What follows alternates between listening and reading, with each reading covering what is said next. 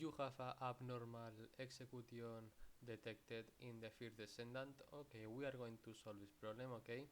Okay, the first step for the solve this problem, we are going to the Steam, okay, of your desktop here, and we are going to the Steam icon. Okay, go to the settings and go to the downloads and clear cache. Okay, this is a first step. Okay, you click to confirm.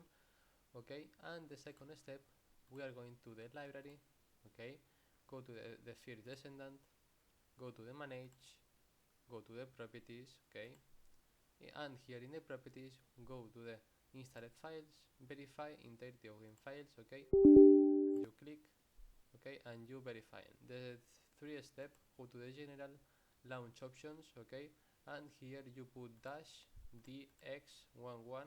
Okay, if not work this, you put dash dx12. Okay, and this you solve the problem abnormal execution detected on the first descendant. Okay, bye bye.